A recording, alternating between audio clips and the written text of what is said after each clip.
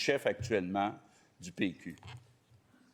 En question principale, je reconnais maintenant la députée de Rimouski.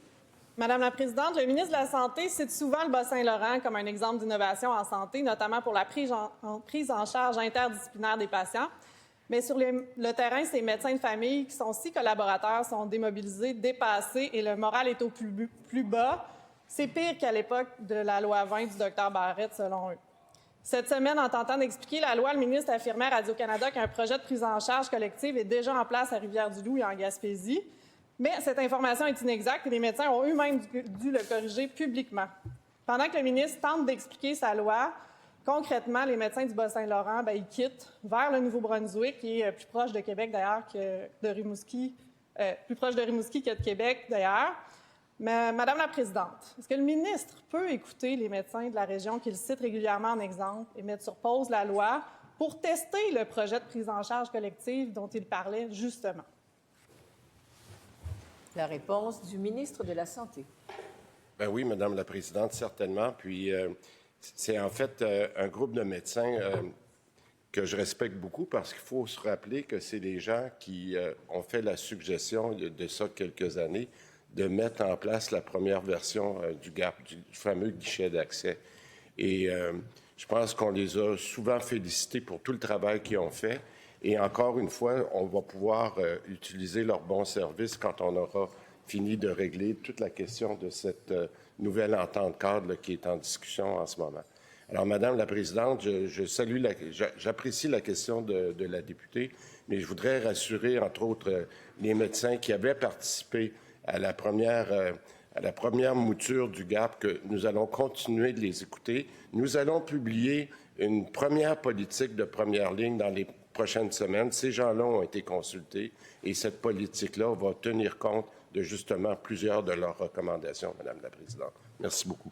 Première complémentaire. Madame la Présidente, je suis contente que le ministre parle du guichet d'accès à première ligne, le GAP, qui est effectivement né au Bas-Saint-Laurent par des gens mobilisés et qui sont malheureusement de moins en moins mobilisés. La loi 2, d'ailleurs, intègre un système d'affiliation qu'ils disent rigide, qui risque de détruire la souplesse et l'efficacité du GAP. Et ça, c'est pas moi qui le dis, c'est les médecins sur le terrain. Le ministre peut-il garantir que le GAP va être maintenu et adapté plutôt qu'affaibli par sa réforme? La réponse du ministre. Bien, Madame la Présidente, c'est exactement le genre de discussion qu'il va y avoir au webinaire ce soir, parce que, par exemple, non, mais Madame la Présidente, c'est exactement à ça que ça sert d'avoir cette période de consultation-là et de répondre aux questions, parce qu'il y en a beaucoup de questions qui nous viennent des médecins. Et je donne l'exemple. Comment on va faire pour faire la transition entre le GAP, qui était un début de prise en charge collective, parce que dans les GMF, le GAP servait justement à plusieurs médecins ou d'autres professionnels de la santé de prendre en charge. Il va y avoir une transition avec le GAP et c'est exactement pour respecter tout le bon travail qui a été fait par ces médecins-là. On fait la continuité. Ça pourra être discuté et posé comme question ce soir. Deuxième complémentaire.